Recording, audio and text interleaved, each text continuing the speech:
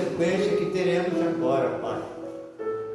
Porque é alimento para a nossa alma, é subsídio, Senhor, para a gente enfrentar as lutas do dia a dia, as lutas espirituais, ó Deus, porque elas vêm e o inimigo é sutil, ele sabe como tira uma vírgula de um canto, coloca no outro e muda-se o sentido da frase por inteiro, Senhor. Ele sabe fazer isso. Mas graças a Deus que nos dá a vitória por meio de nosso Senhor e Salvador Jesus Cristo. Graças a Deus, ó Deus, porque estamos em um lugar onde a Tua palavra é pregada e ensinada com verdade. Ó Deus, é esta a nossa oração que fazemos. Em nome de Jesus. Amém. Amém. Meus irmãos, louvado seja Deus pelo nosso culto até agora.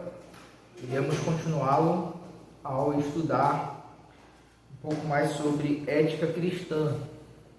Eu vou trazer rapidamente os pontos que a gente viu quinta-feira passada, que foi teorias acerca de ética.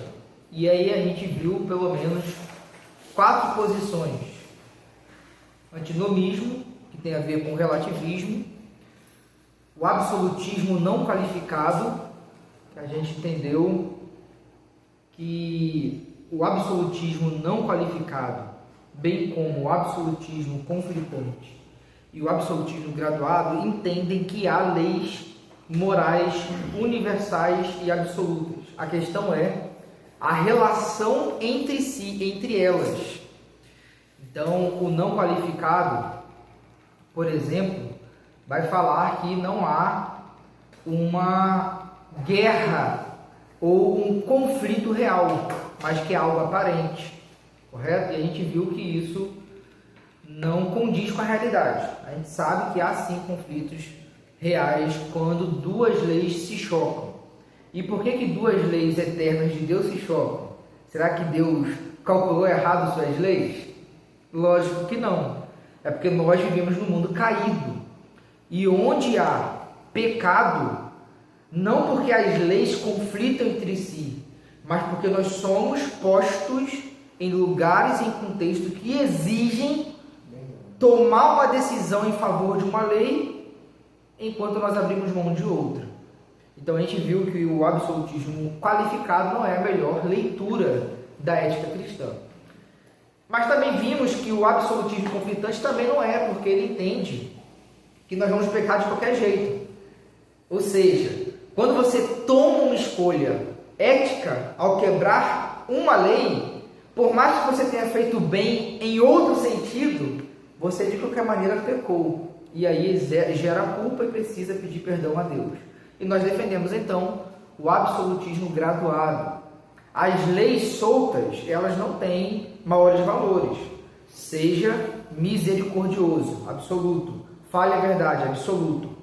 Agora a questão é quando essas leis entram em um conflito e a gente suspende uma e executa a outra. E a gente entende que quando a gente pratica naquele contexto a melhor decisão, é como se nós fôssemos isentados da outra lei. Porque quando a gente faz o maior, por arreboque, nós então escolhemos a melhor opção. Enfim, foi isso que a gente viu numa quinta-feira. Estou revendo aí em 4 minutos, né? Porque a gente tem que entrar no sermão, no estudo de hoje. Legítima defesa e armamento civil. Uma perspectiva entre a vingança pessoal e o pacifismo. Meus irmãos, veja bem, é um tema bem sensível, todavia, as escrituras falam desse tema e nós precisamos lidar com isso. O Brasil é um país que mata muito, que há muito homicídio. E aí a questão é, se isso chegasse na nossa casa, é possível? É, e é muito possível. Então, como nós poderíamos reagir de acordo com as escrituras?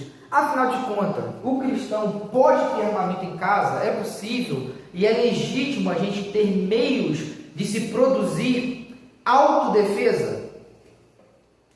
É o que a gente pretende responder hoje e nós vamos ver certamente com base bíblica. Legítima defesa e armamento civil. E se Deus permitir, ainda veremos hoje penas de morte, que vai ser bem rapidinho.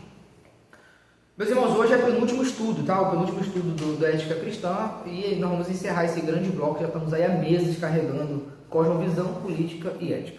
Então vamos lá, vamos entrar no conteúdo de hoje. Legítima defesa e o não matarás é a primeira questão que aparece.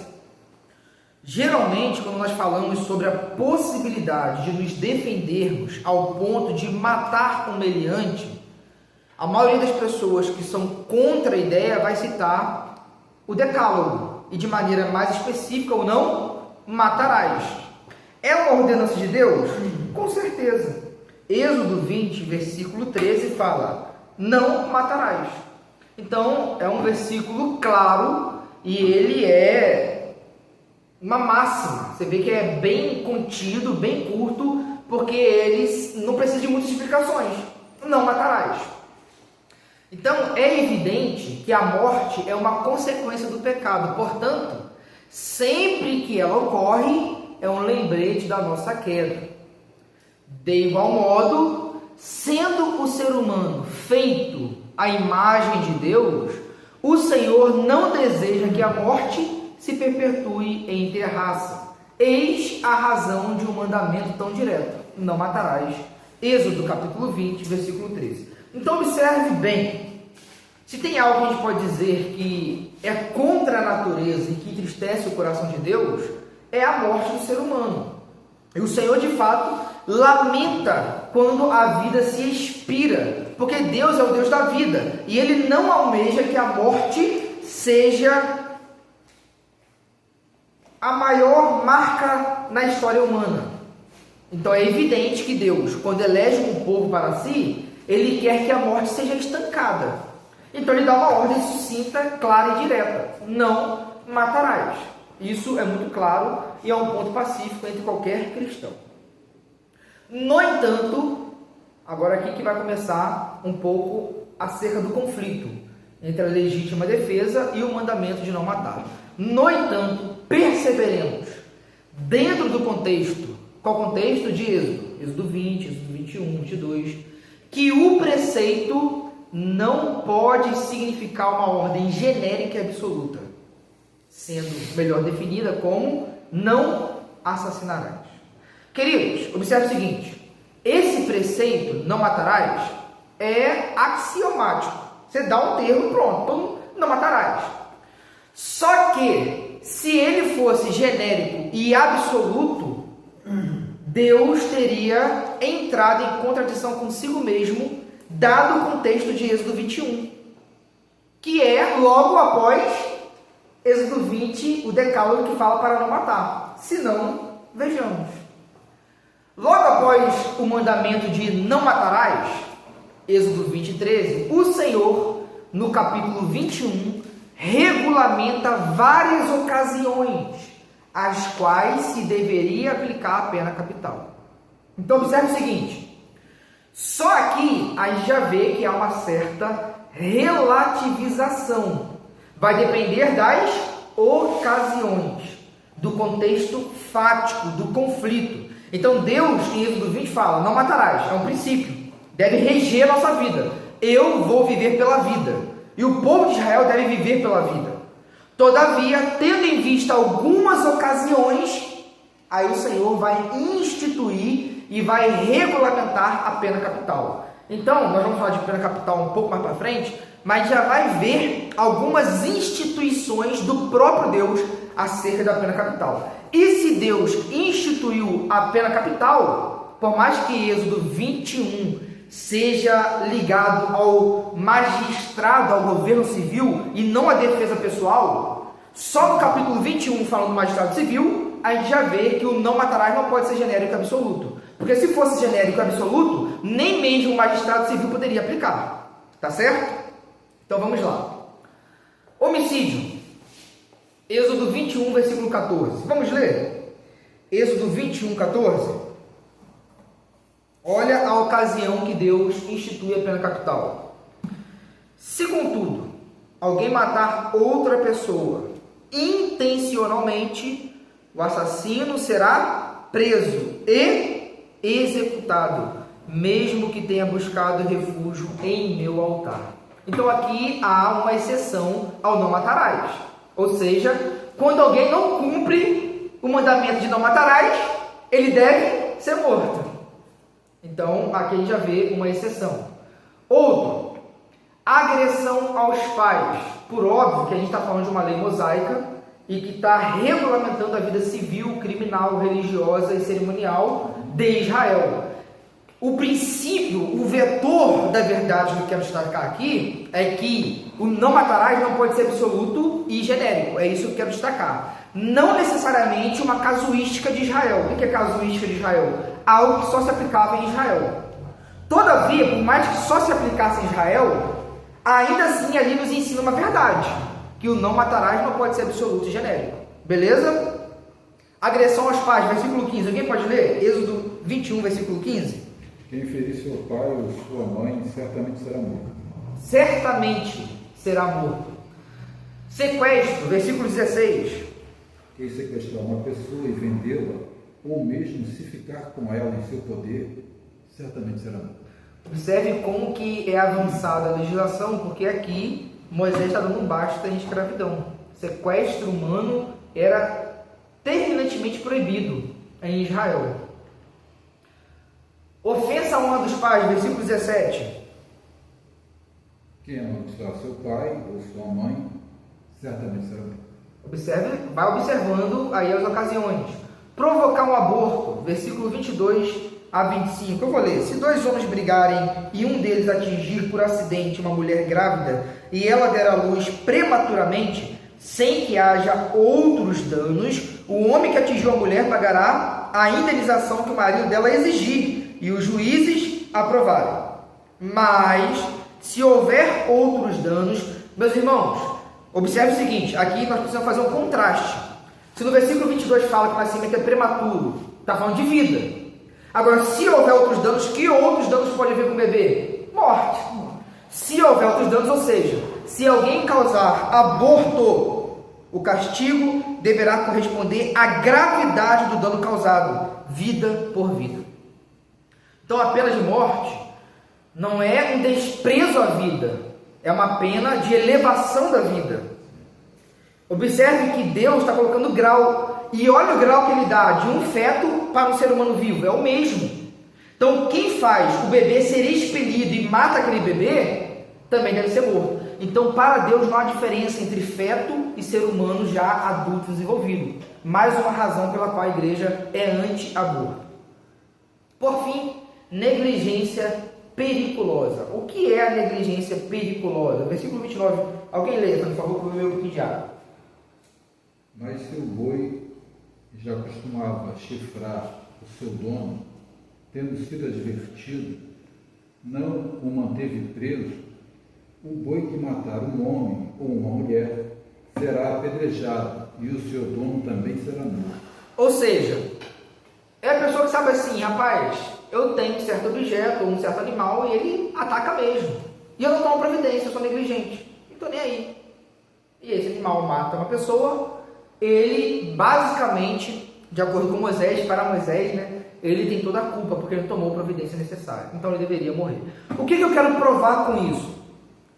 Olha só, com contexto direto, a gente está indo longe não, com contexto direto. É que o não matarás não pode ser genérico absoluto, sob pena do próprio Deus entrar em contradição. Ficou claro isso aqui? Então beleza, agora vamos entrar não no magistrado civil, mas na autodefesa, o que é diferente. Porque aqui Moisés está regulando a sociedade e espera-se que os governantes tenham uma postura, ele precisa ser executado, você precisa dar uma pena. Mas e quando não tem eu, magistrado? E quando exige uma resposta rápida?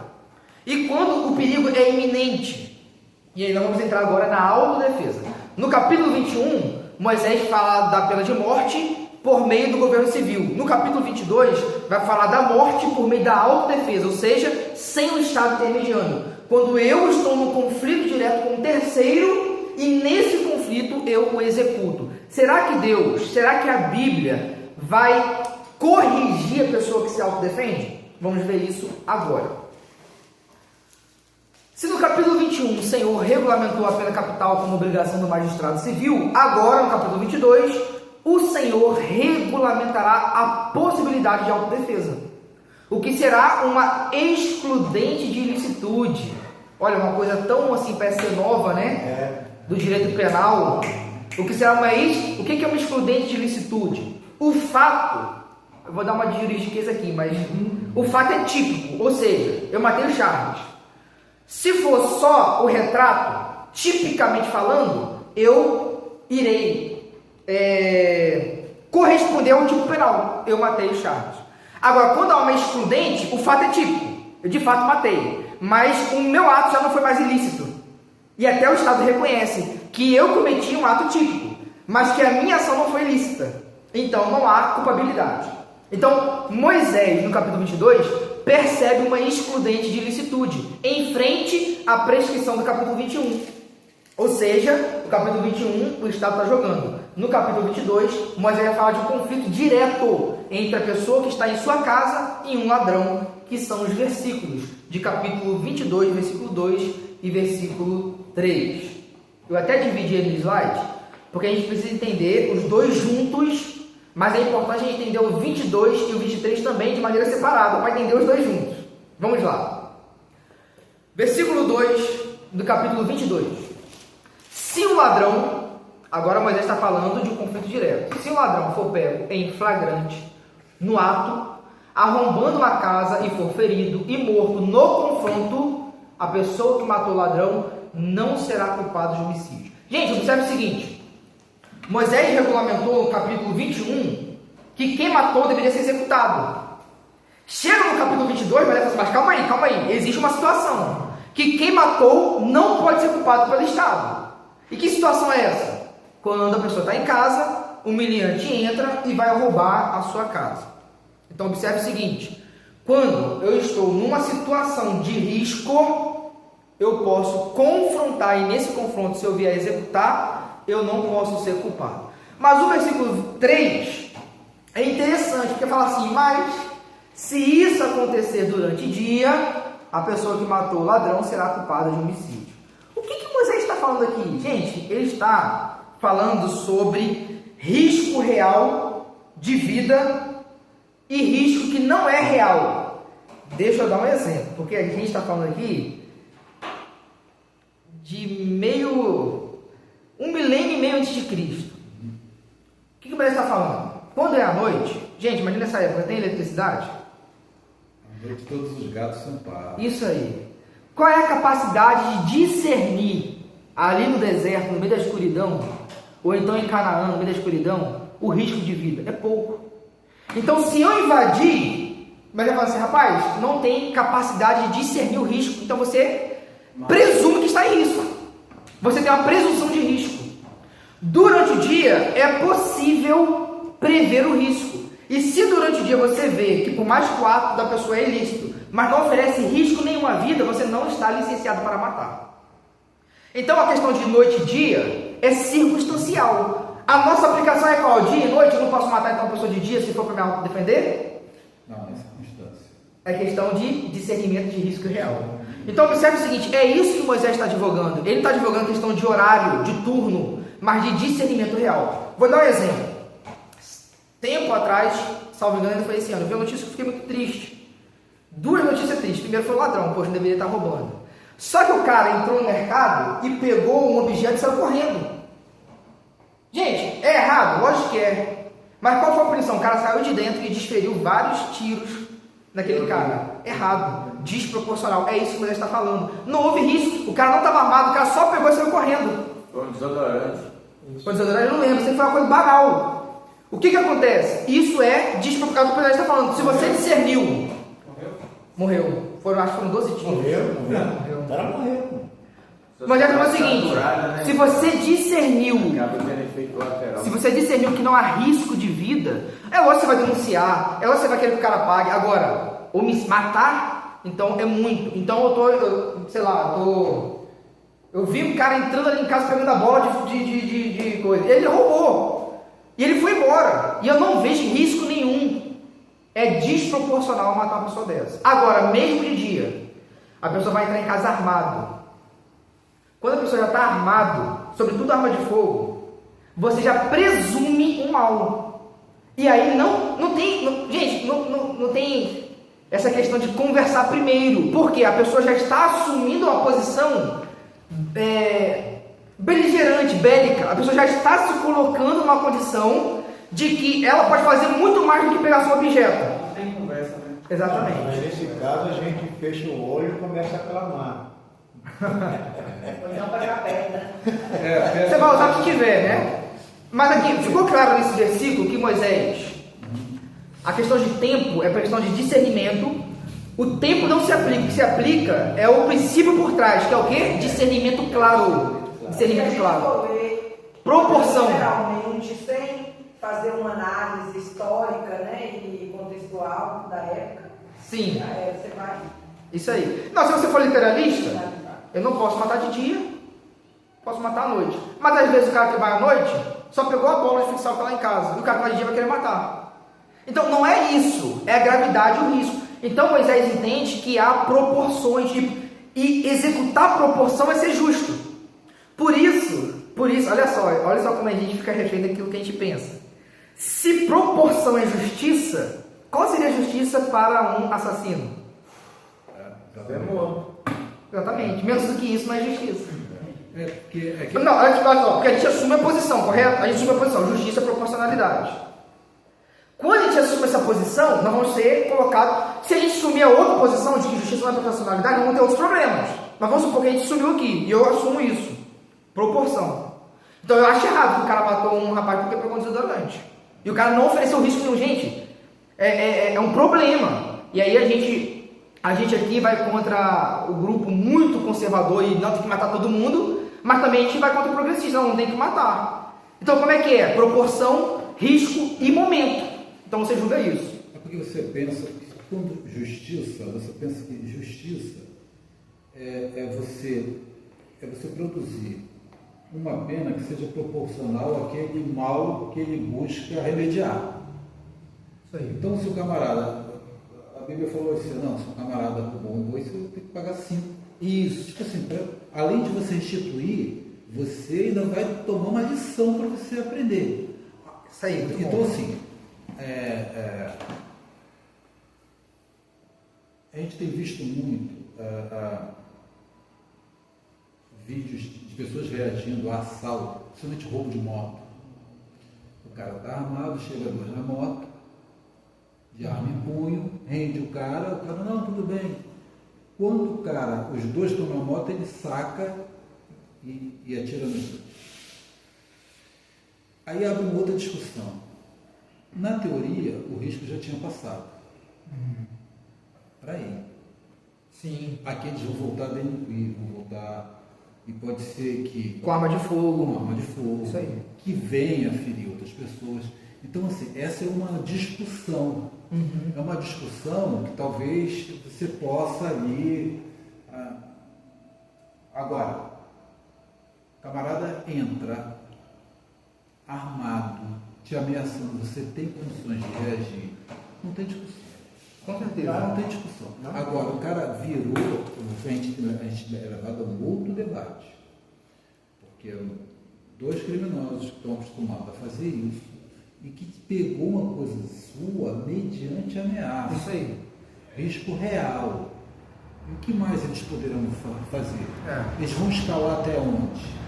Então, esse é o problema. Uma pessoa quando chega se impondo, ainda mais com poder, com violência, com força, você presume que pode fazer tudo. Então, assim, você imaginar que ele vai ficar por baixo é muito otimismo. É pecado? Não é, mas você está correndo o risco de pagar muito caro. Então, quando a pessoa se coloca numa situação dessa, por exemplo, um traficante, né?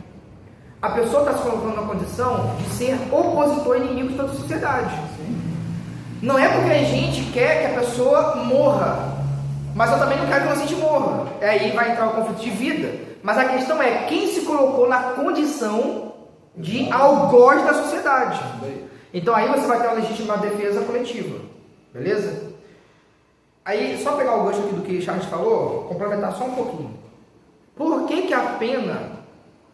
Eu falei de proporção, né? Sim. Mas por que a pena, por exemplo, se roubou um boi, devolva 5? Moisés fala isso. Sim. Por que é maior? Porque a pena não tem a ver só com capital, só com restrição material. tem a ver com restituição moral. Danos morais. Isso aí, se eu não sofro um dano maior, eu não sou educado. Então a questão nesse sentido é educar. Ele paga, mas ele tem um déficit moral. E esse déficit moral precisa sentir para ser corrigido. Essa correção é pedagógica, né? É uma correção pedagógica, isso aí. Aí falou assim, Isso aí. aí se matou, é pedagógico para quem? O resto da sociedade. Vai da sociedade, isso aí. A questão é que existem coisas que você pode precificar e quantificar. Vida não. É o que a gente vai ver aí no decorrer do estudo. Eu não sei se o pastor tem essa condição. Eu tinha um livro chamado, era do Gilberto Vieira Coutinho, Direito ao Alcance de Todos. Então ele trocou mesmo, mastigou tudo e uma das coisas que eu observei foi essa excludência de ilicitude.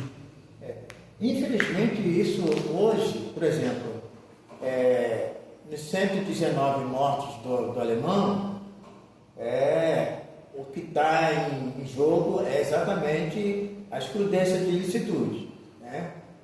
Só que aí eu estava escutando um outro cidadão muito inteligente, né, cristão, Reinaldo Azevedo, e aí ele disse o seguinte: bom, excludência de ilicitude, porém o cara um decapitado, tá? E o outro foi aberto as costas dele toda a coluna à mostra, toda ela.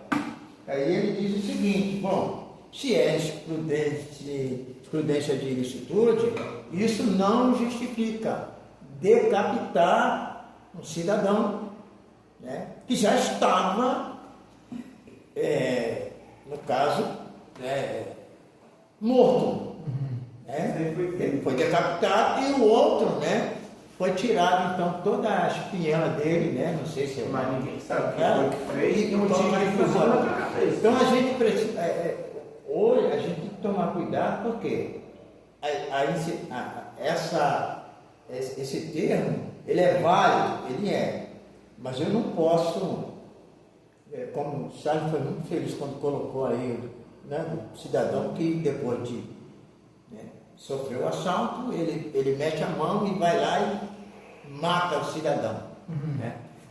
Eu penso que, por exemplo, assim, se ele for um policial militar, se ele for uma pessoa que está apta para isso, tá? Eu até entendo que ele faça, assim. Mas se eu não tenho esta capacidade, eu penso que nesse caso já foi, então não percebeu, né? Tinha uma arma aqui, eu não vou usar, ele já foi embora. Então assim, a excludência de ilicitude nesse caso, eu não vejo por que aplicar ela, tá? Depois que o cidadão chegou, tirou, foi embora, aí depois que ele dá 10 passos, você pega uma arma e vai nas costas dele e dá um monte de tiro. A excludência não existe. Pode fazer pior das pessoas. Não existe, para mim não existe como encaixar isso numa situação que é adversa. Como o pastor colocou. Risco iminente, vai lá. Então a questão, isso aí não é tão simples, porque assim, uma pessoa que saiu ainda não é risco iminente. Já viu o caso que a pessoa roubou e depois voltou? Imediatamente, voltou e... Sim. Na casa tudo bem. Entende? É complicado. Mas deu tudo que o ladrão pediu e depois que deu. E outra coisa, já viu gente que entregou, aí o cara, quer saber, voltou e matou? Já. Então assim, isso aí pode ser uma posição do Senhor. O Estado vai aceitar as ilicitude. O Estado vai aceitar. Vai aceitar por causa do cliente. Existe o fator momento. Tinha um Tinha um oficial lá em Cabo Frio que tinha colocado num carro assim, um adesivo assim, o momento é tudo. É o momento. O camarada chega, ele não só levou o seu bem, ele levou o seu bem mediante uma ameaça. Aquilo produz na pessoa uma coisa difícil de descrever. E qual é o meio que ele tem para dar vazão? É usar os meios que ele tem para poder, porque isso daí pode se repetir com uma outra gravidade para outras pessoas. Então, o cara tem um meio de agir e ele age. Aí, só que isso é identificado assim, em alguns meios como um ato de vingança.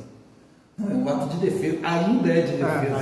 Ainda é de defesa. Mesmo inclusive, assim, a lei permite, é o que a gente está tentando ver aqui. A gente está vendo que biblicamente é legível e o Estado permite isso. Outra coisa também é crime em série. Quem comete esse crime, provavelmente ele faz isso em série. Então, assim, você é só uma nota da música. Então, de fato, a pessoa ainda mantém como risco iminente. Inclusive, voltando para você mesmo. Então, enfim, a questão é, uma coisa é a pessoa que só quis passar o celular, pegar o celular da mãe e sair correndo, sem nenhum risco de vida. A pessoa não está com a arma branca ali perto de você, não está contigo. É uma coisa. Aí você rende ele, você não mata.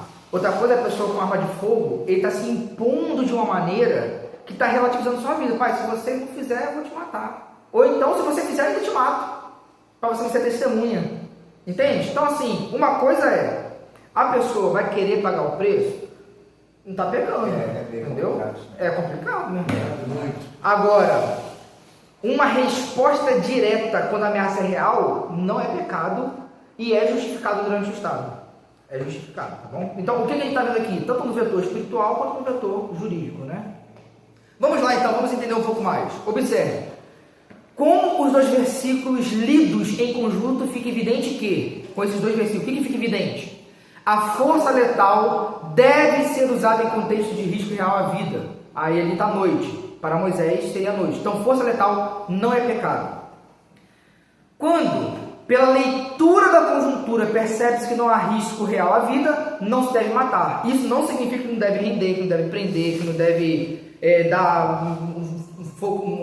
prender ele, amarrar. Não significa isso, significa matar. Agora, se você consegue imobilizar para o Estado em si levar para a justiça, você também é até um dever fazer. Inclusive, o irmão Cláudio mandou um videozinho para mim e falou assim: poxa, irmão Cláudio, poucas pessoas sabem disso. Voz de prisão não é prerrogativa da polícia, é de todo cidadão. Sim, cidadão. Sim. Então, assim, você vê que o Estado reconhece que os cidadãos podem intervir nos casos. Vamos lá. Ora, no primeiro caso, o Senhor legitima a justiça. No segundo, o Senhor pune a vingança pessoal. Tá vendo a diferença? Quando eu sei que eu tenho risco de vida, o cara... Gente, isso não justifica, mas até Provérbios fala isso. Quando o cara está na miséria, ele pode roubar um pão. Ele vai ser necessário devolver, mas ele pode roubar um pão. E Provérbios fala assim, ele vai roubar um pão para a miséria. Então observe o seguinte, ele roubou meu pão. Se eu faço algo desproporcional, é vingança pessoal. Eu não aprendi a sofrer o dano. Agora se eu seguro ele, rapaz, você vai ter que devolver. Isso é justiça. Então o Senhor, ele está legitimando a justiça sem legitimar a vingança pessoal. O que é distinto. Por isso que Moisés fala de coisas circunstanciais. Agora, o versículo 22 é interessante, né? Porque ele fala, poxa, você está em casa, a pessoa está em trânsito, você tem sua família, você tem criança. Gente, você não vai ficar assim, poxa, eu vou contar com a sorte. Observe que Moisés está dando legitimidade divina para a pessoa atuar em defesa da família. A questão do horário hoje deve ser aplicada de outra forma. Aí eu dei um exemplo, tá, gente? Esse aqui é um exemplo, não esgota. O horário, por exemplo, pode ser substituído por arma de fogo. A questão é, há risco real? Então hoje eu trocaria noite e dia por... A pessoa está portando uma arma de fogo? Gente, se está portando, você falar que isso não tem risco real é muito otimismo na pessoa. É igual o governador falou, gente, em nenhum lugar do mundo uma pessoa com um fuzil na mão não é um risco real. Vai ser considerado um risco real. O cara não fica 30 segundos com isso. Que toda a polícia vai tentar eliminar ele. Exatamente.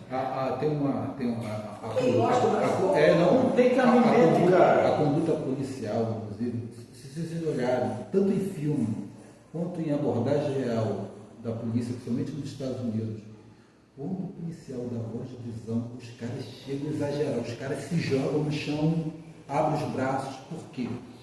Qualquer coisa que foi interpretada como uma resistência, uma agressão. Já é. Até um olhar. Uma vez aconteceu um caso de um garoto. Até aconteceu um garoto num parque público. Garoto de 12, 13 anos, com uma réplica de arma. Só que a réplica de arma ela tem uma ponteira laranja, que é para dizer que é réplica de arma. O garoto estava com uma réplica dessa, só que ele tirou a ponteira. Ele tirou aquela ponteira, pediu. O garoto de 12, 13 anos. O policial rendeu ele, arma ao chão. Ele não só botou no chão, como levou em direção ao policial. Ele pediu. Ele não só o cara não foi punido, como foi elogiado. Ele não tem como saber de antemão se é real ou não. Então, assim, isso é uma conduta dentro de um lugar em que essa visão ainda não está obscurecida. Aqui já seria um outro caso. Outros 500. O cara tem que ter premonição. Na hora que ele fazer a pergunta?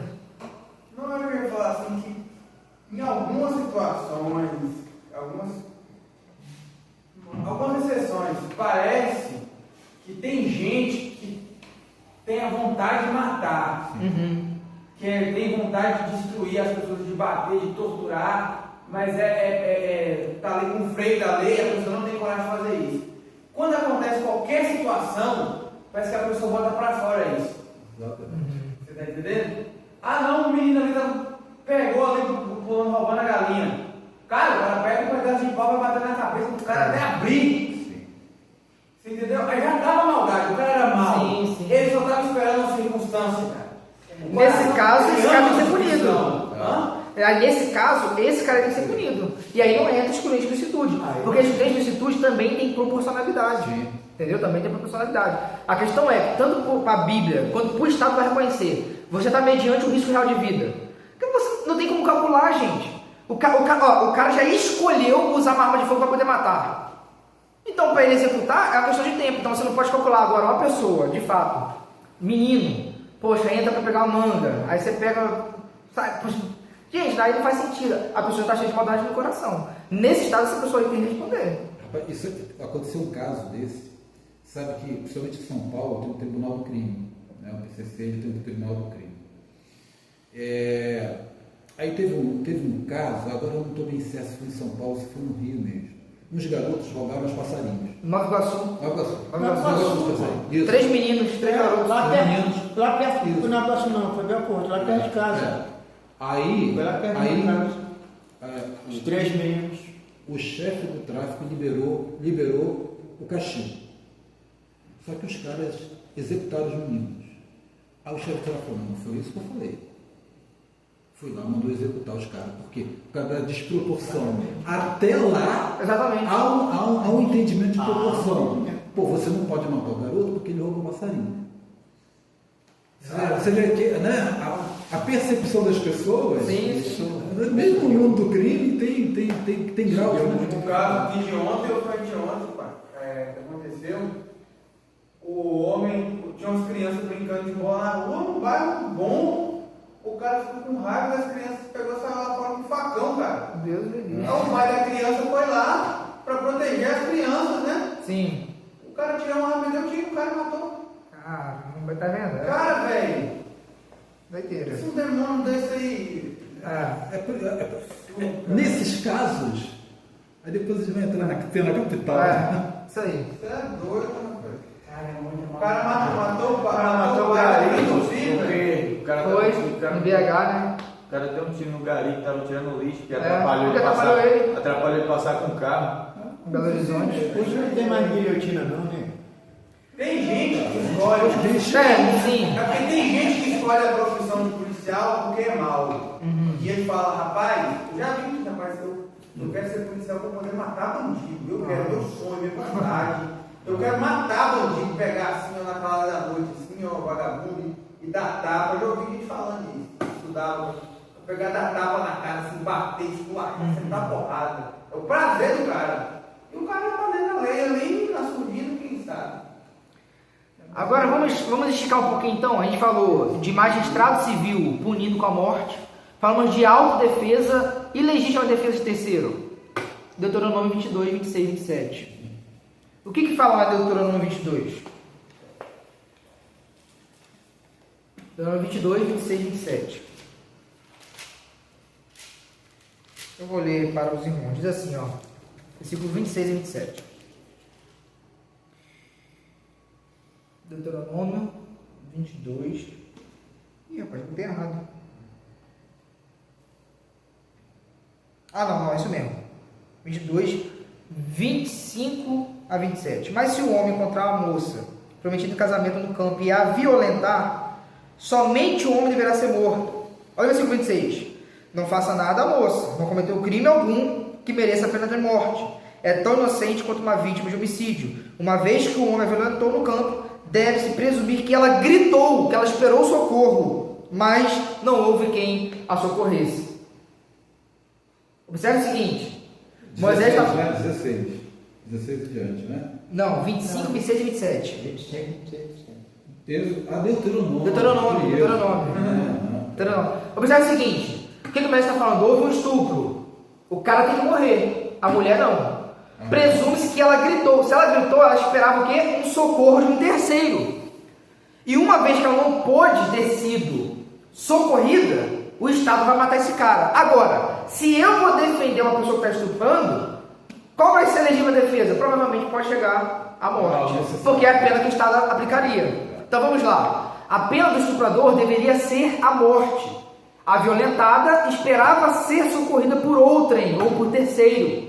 Se o terceiro intervir com a morte, no momento da defesa da vítima, ele não deverá ser culpado de homicídio. Então, aí vai entrar a questão, é porque assim, o estudo vai complementando o outro. Eu acabei de assaltar o cara com arma. A ideia desse cara continuar com a série é muito possível. Então, assim, por óbvio que ele não está no fato ali, coisa. Mas a questão é, uma pessoa que está nessa posição provavelmente vai continuar. E aí a gente pode, inclusive, ter um entendimento de que por legítima defesa própria e do risco de terceiro, a gente pode entrar, sim, com força letal. Tem até um videozinho de um homem. Pode cancelar o Chegou CPF. no portão lá na mulher, daí a mulher parece que ela começou a atirar, dá uns 10, 20 tiros, o vizinho chegou do lado, pegou lá e sentou um tiro. Pois Teve um caso também da camarada entrou armado numa igreja batista, inclusive, no Texas. Saiu atirando, matando gente. O vizinho viu, pegou o fuzil lá dele, que todo mundo tem, né? Só esperou o cara sair. Então, assim, é legítima defesa de outra pessoa. O cara tá dentro de casa, precisa se incomodar. Tipo assim, aquelas vidas que o cara ceifou lá, o atirador ali não tem como restituir, mas ele pode Mas vai evitar, isso aí.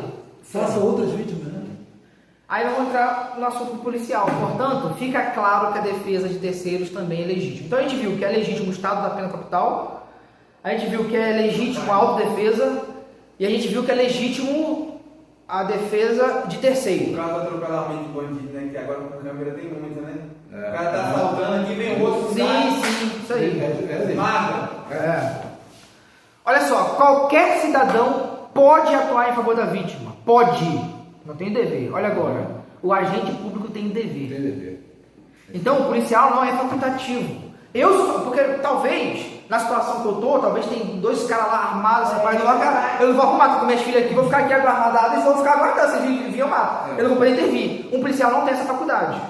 Um policial tem que intervir, portanto, não é só de defesa, é uma questão de dever. O policial tem que intervir, então não é facultativo. Portanto, às vezes há uma crise, pessoal, o policial pode ser, o crente pode ser policial matar, o policial cristão deve usar de violência justificada contra violência injustificada. Então, sim, é permitido o cara ser cristão e matar no seu dever. A violência dele é justificada para cessar a violência injustificada. Como é que cessa essa violência justificada? Com violência, gente. Então não tem jeito. Eu conheci um policial que converteu-se, que era descrente, era policial. converteu-se e pediu saída por causa desses conflitos que tinha, que não tinha um esclarecimento, entendia as coisas muito literal. Sim. Olha, assim, pode ser um mundo muito difícil por questão assim, de várias coisas, né? Mas assim, sair só porque eu entendo que o meu dever pode ser usar violência, é porque falta realmente esclarecimento. Falta esclarecimento. Se for isso, é falta esclarecimento.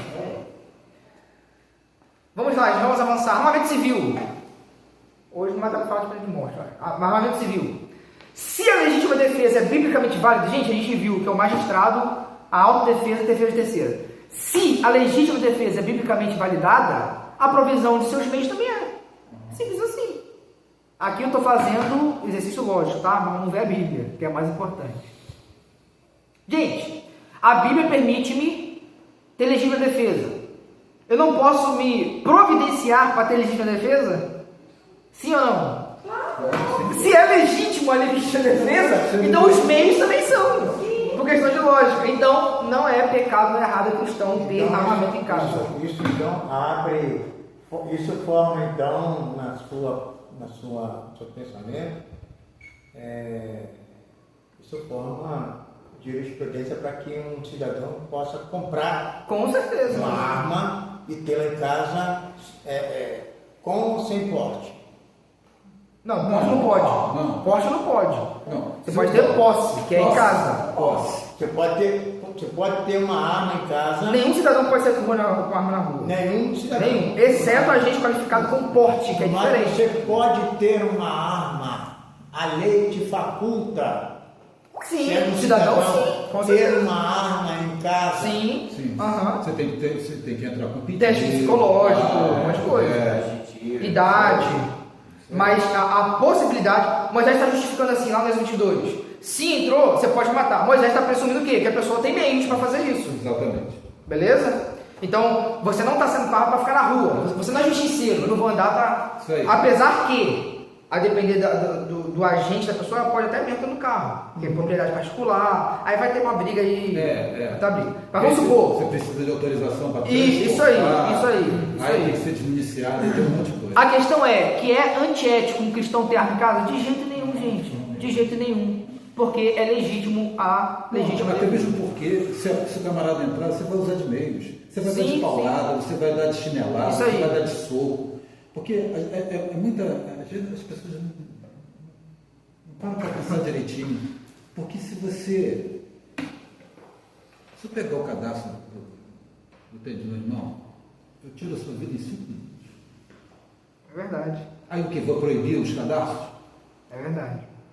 Se eu der um mata-leão aqui, qualquer uma pessoa aqui, com 10 segundos a pessoa apaga, se continuar pressionando, eu vou tirar a vida da pessoa. Aí eu tenho que cortar meus braços? Isso aí.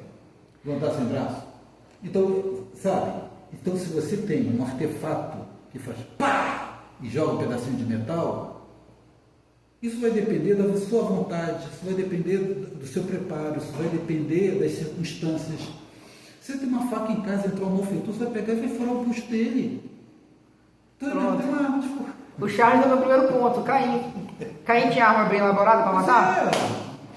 Tinha ou não? Lógico que não. Deus proibiu as facas e as pedras da época? Não. Deus queria tratar o assassino. Deus não proibiu. Muito pelo contrário. O desenvolvimento da história é crescimento metalúrgico. O ser humano começa a desenvolver. Deus não proibiu no Bali, não vai existir, não faça faca.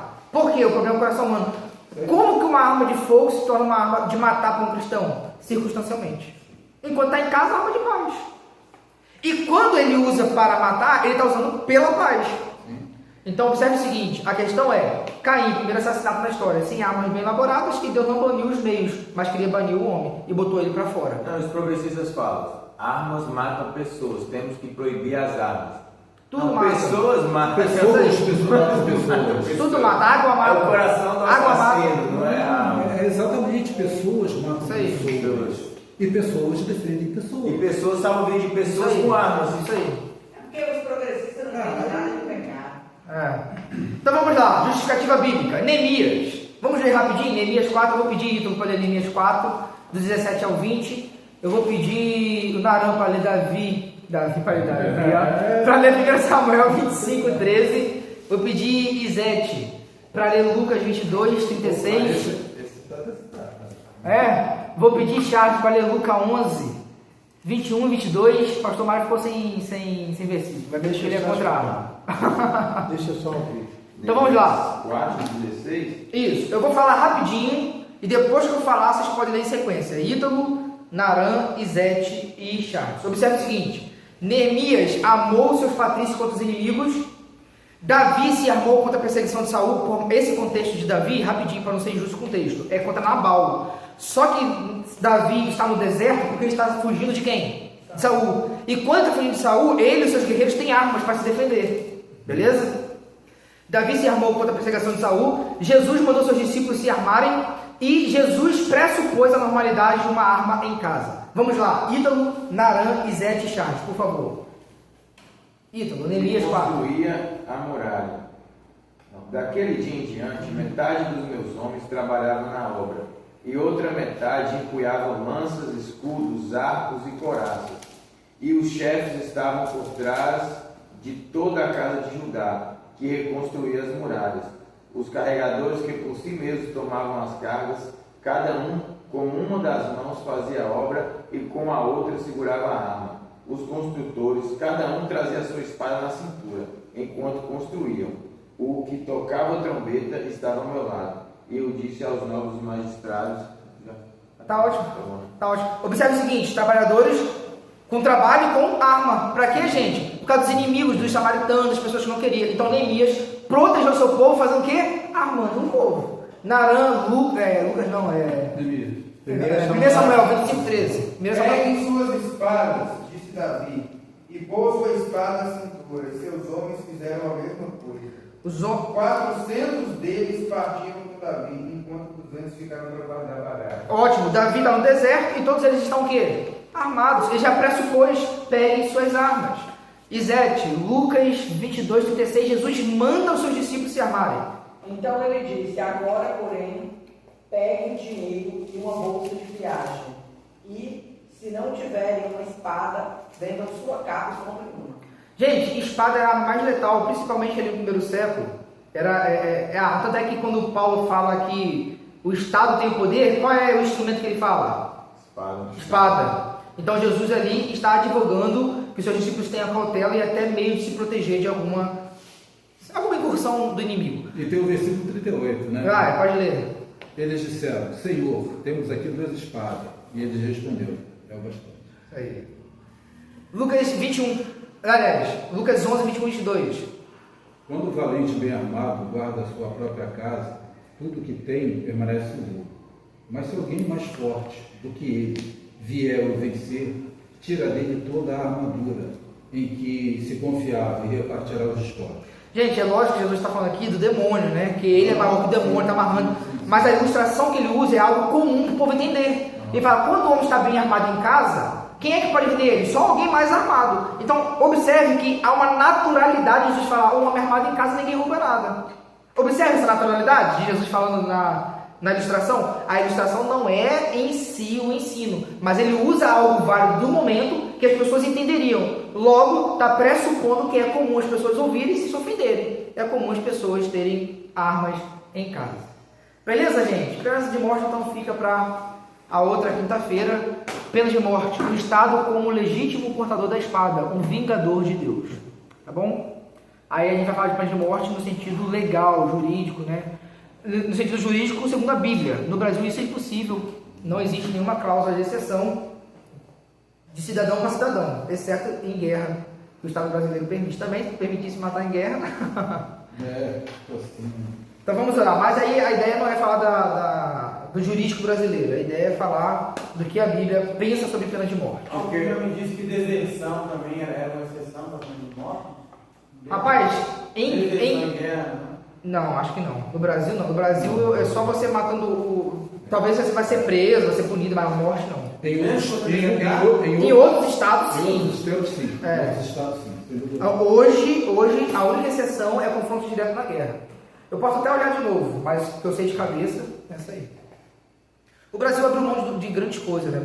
Abriu mão de prisão perpétua e pena de morte. Tem inclusive um filme da Segunda Guerra Mundial em que o camarada se recusa a lutar Não, então você vai ao ponto marcial, você vai ser executado. Não, tudo bem. Só eu quero ter certeza de quando eu vou morrer. Eu não quero morrer. Tem um filme até que conta um lance desse. Entendi. Não sei se é ficção. Então vamos orar. Aí, quinta-feira que vem a gente fala de pena de morte e já fala de guerra, tá bom? E eu quero só tocar num ponto talvez de ética sexual, que talvez é algo que tem muito a ver com a situação de igreja. Eu não vou falar que homossexualismo é errado, todo mundo já sabe, né? Sexo fora do casamento é errado, todo mundo já sabe. A ética cristã envolve isso, mas aqui não tem necessidade. É só um ponto que talvez pode trazer um conflito. E é isso aí. E aí a gente acaba e entra em geografia bíblica. Vamos orar? Pedir, deixa eu ver aqui, o ídolo esteja orando para encerrarmos o culto. Meu Deus e Pai, muito obrigado, meu Deus, por esse culto maravilhoso, culto de ensinamento, de oração. Obrigado, meu Deus, é um privilégio muito grande nós aprendermos com os irmãos, meu Deus, aprendermos com a Tua santa palavra, meu Deus, que tudo isso possa ser digerido por nós, meu Deus, de forma espiritual, com uma simetria, meu Deus, que vem do Senhor.